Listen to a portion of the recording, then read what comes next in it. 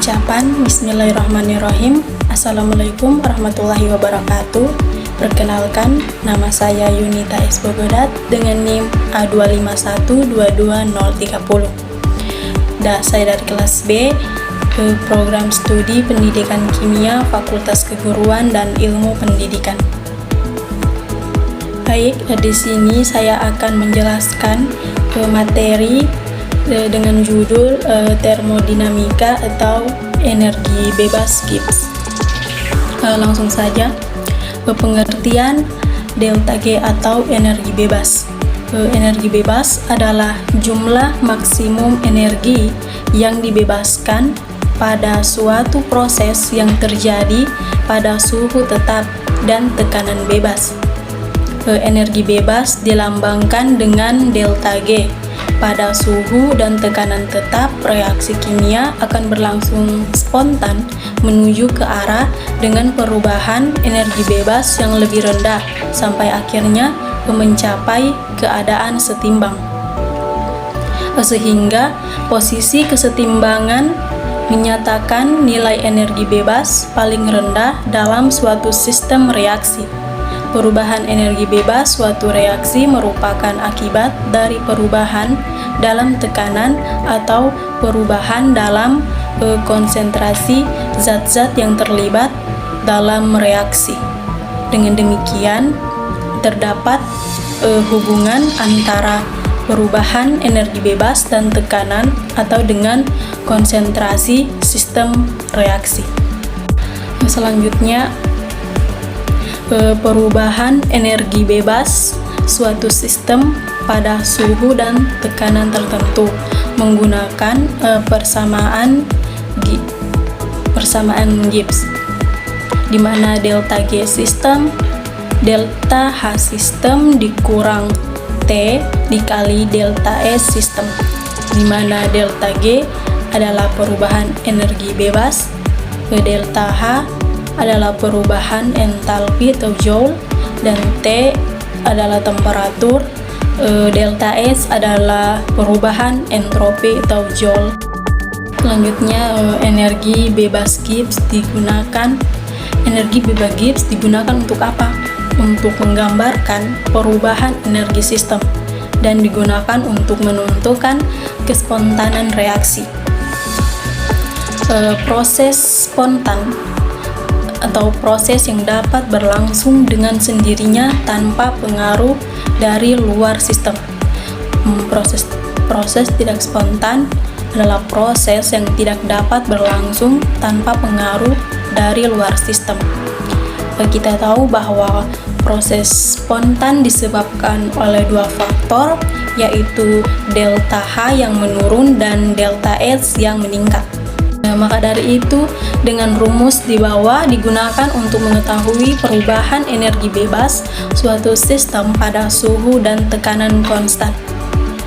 Delta G sama dengan delta H sistem dikurang T dikali delta S sistem, di mana delta G untuk proses spontan, delta G untuk proses non spontan, dan delta G delta G sama dengan 0 untuk proses kesetimbangan.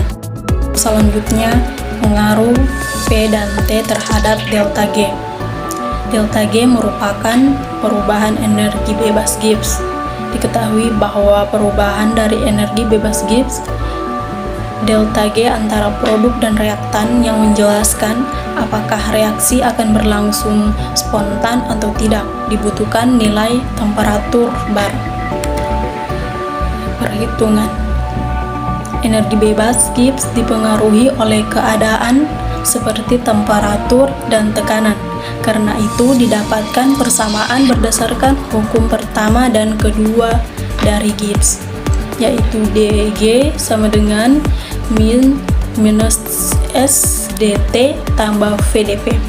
Jika temperatur dijaga konstan dan hanya bervariasi dari tekanan, kita dapat menyiapkan persamaan satu sebagai integrasi dari tekanan P1 dan P2.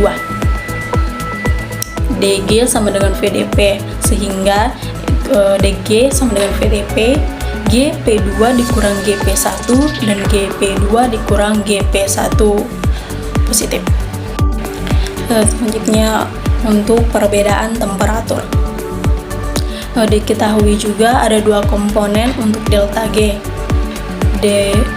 Delta G sama dengan delta H dikurang T delta SO, di mana delta H hanya sedikit terpengaruh oleh temperatur, tetapi T delta S secara kuat dipengaruhi oleh temperatur. Delta G sama dengan delta H dikurang T delta S. Selanjutnya kita akan masuk di contoh soal, di mana bunyi soalnya pada 25 derajat Celcius tekanan total 0,2118 atm, tekanan parsial NO2 adalah 0,1168 atm. Kemudian hitunglah delta G untuk N204 menjadi NO2.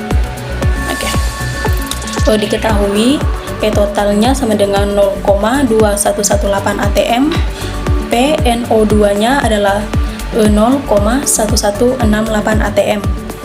Yang ditanya adalah delta G.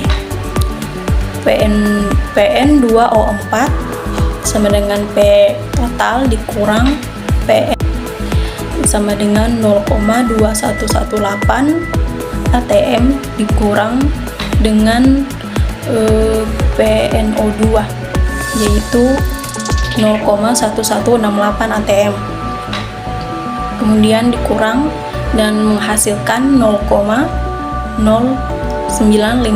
atm. Nah, kemudian KP sama dengan PNO2 pangkat 2 dibahagi dengan PN2O4. PNO2 pangkat 2 itu hasilnya adalah 0,1168, terus dibagi dengan PN2O4 di mana itu 0,0950. Jadi 0,1168 pangkat 2 dibagi dengan 0,0950, hasilnya sama dengan 0,144, di mana delta G sama dengan min RT lawan KP. Delta G sama dengan min 2,303 RT log KP, di mana sama dengan min 2,303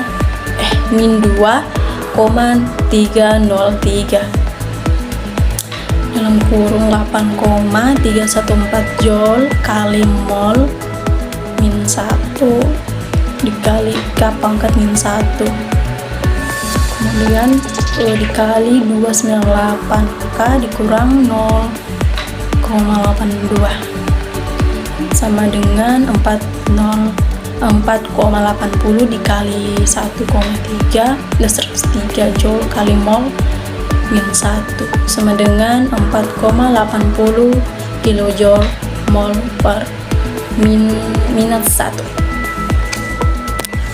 Baik, itulah presentasi dari saya. Lebih dan kurangnya saya mohon maaf. Assalamualaikum warahmatullahi wabarakatuh.